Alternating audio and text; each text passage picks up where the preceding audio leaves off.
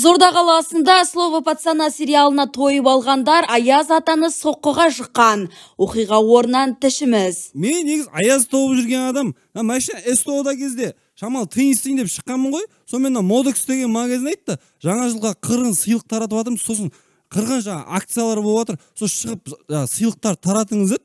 Сонымен шығып жатырмын, ана бір екеуі, чушпан дейді маған. Ау деппін сасқанымнан жа. Сыйлықтарын дерзкий екен.